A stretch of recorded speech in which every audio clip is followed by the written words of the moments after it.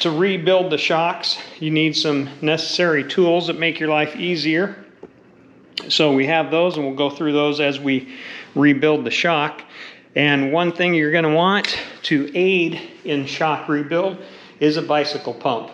And we'll show you how that works, or how we're going to incorporate that into the rebuild. And we need some red thread locker. First thing for disassembly is ensure that you release all nitrogen out of the shock. Step 2, remove the dust cap. And you want to make sure you loosen that set screw.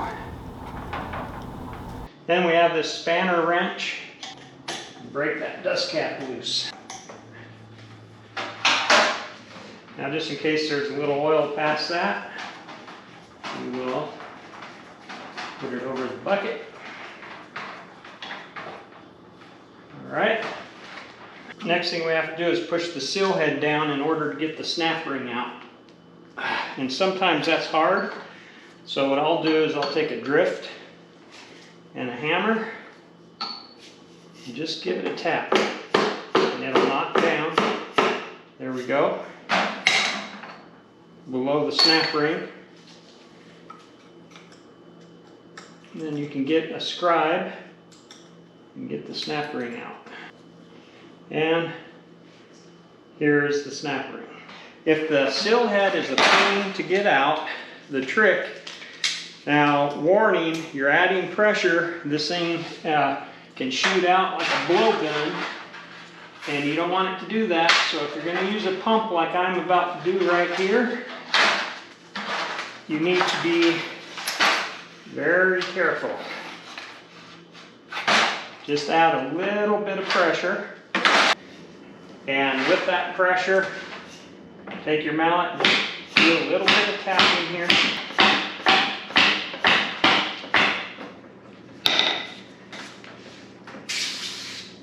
So now I've released the rest of the pressure because I can see the seal head's about to pop out. When I say pressure, I'm talking like a couple PSI, one PSI. And now we're letting the oil drain out. You can see we're not making a mess.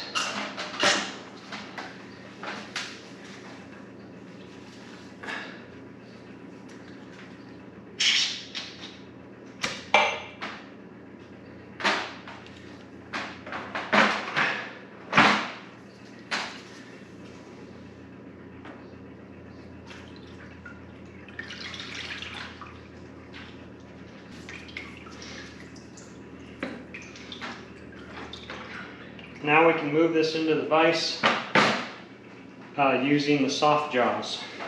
If you're using an impact wrench, make sure it's in the right direction to take it off.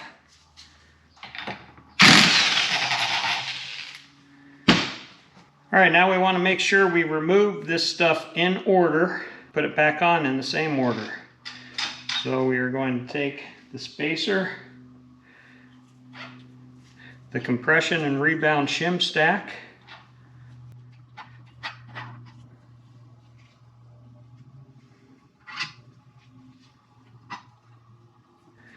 and the seal head.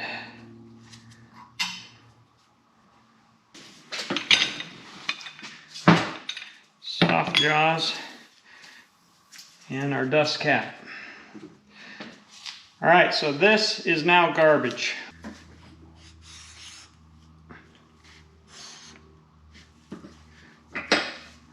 Alright, now it's time to put the rod end on the shaft. This should go on with red Loctite. Okay. Once the red Loctite is on, thread this on.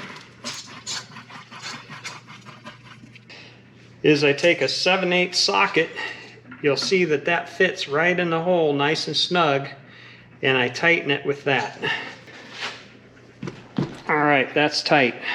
Now we'll install the new rod end bearing. So first thing we want to do is put the snap ring in. So get a pair of snap ring pliers.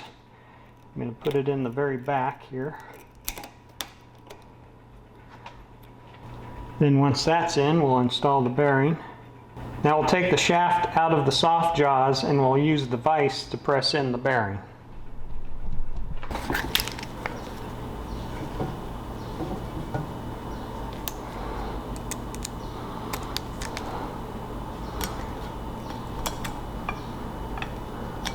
All right, bearing installed. All right, next thing I'm going to do is slide the bump stop on. It's new, so it's stiff. Next thing we're going to do is install a new wiper seal.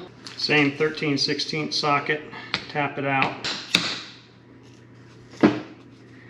and it's out. So we'll take the new one,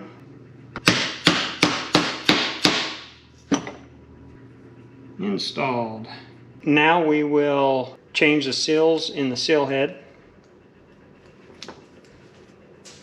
So just take a scribe and pull the seals out. So there's that one, which is going to be replaced by this one.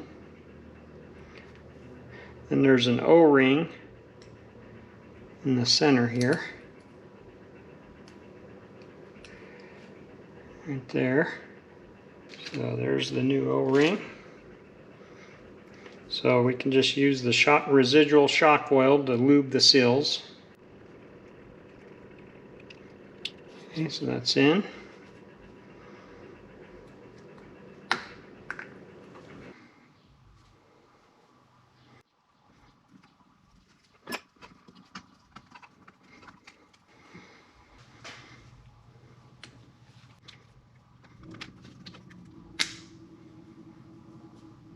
First thing we'll put back on is the dust cap wiper. Next we'll put the seal head on, and just so you remember which way it goes, remember the threads go towards the dust cap, and you want to make sure your retainer or spacer's in here.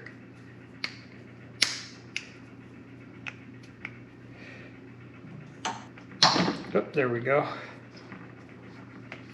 I have a little film of shock oil on the shaft, so it's lubing everything as we put it on. We're just reinstalling everything in reverse.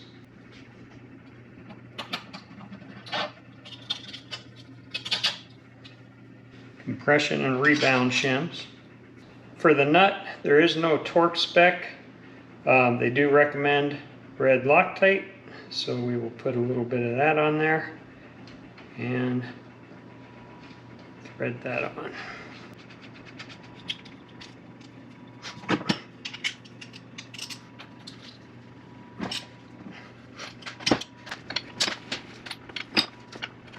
A little more torque on it,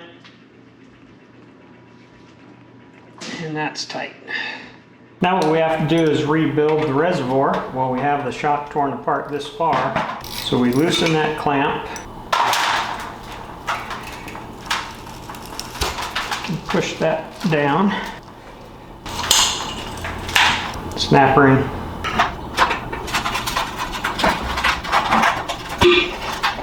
Alright, this is where your T-handle comes into play.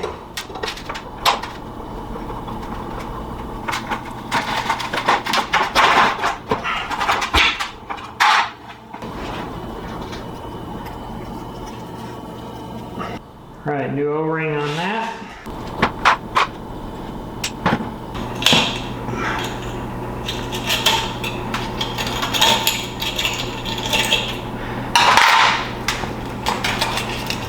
Okay, now that we got that apart, we can clean everything up.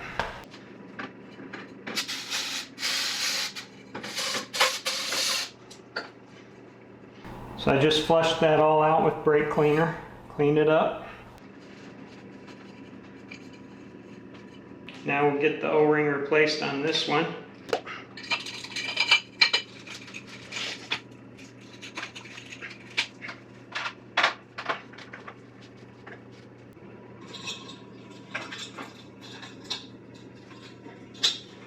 Okay, snap ring's in.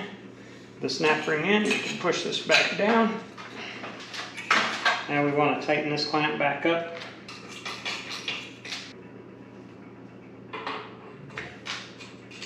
And we want to make sure we put the wiper seal back on. There we go. Okay, that's seated down to the bottom. And then we'll take this out. So we're going to put this back here. I emptied the oil out of this bucket. So next thing we're going to do is fill this up just above the bypass tube. Okay, so we're serviced with oil about an inch from the snap ring. We're going to put our hand over and we're going to tip it upside down and bleed the air out of it. So essentially trying to bleed the air out of the bypass tubes.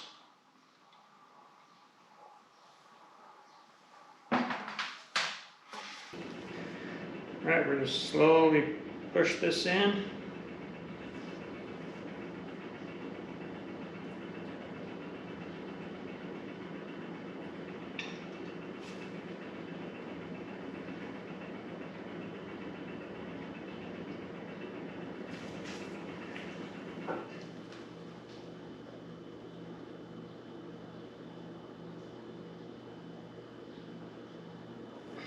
Okay.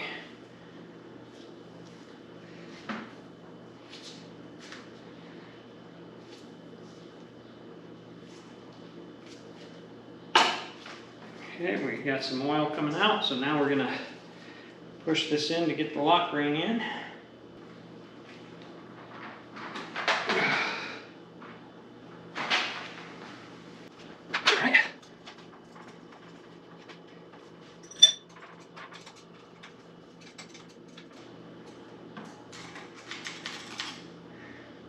Alright, now the lock ring is in. We can see if we can spin the dust cap on. Now the dust cap is probably going to just spin until we get some pressure in it.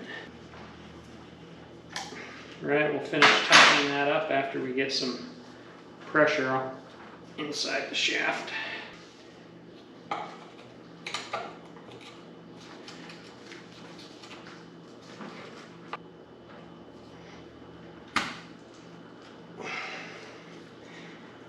Okay, last snap ring.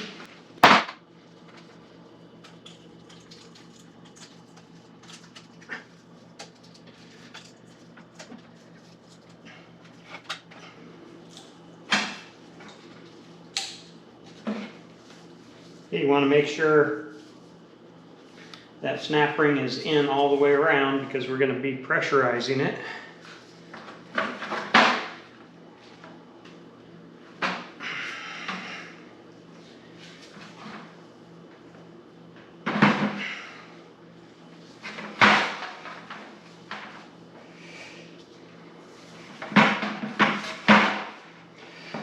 So now we need to loosen this reservoir back up, because as we pressurize it with nitrogen, it may manipulate itself.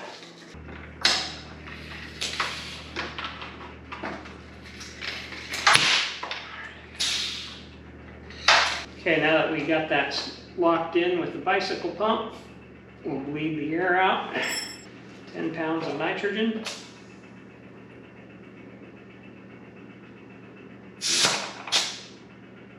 Okay. Now I'm going to up it to 50 pounds of nitrogen.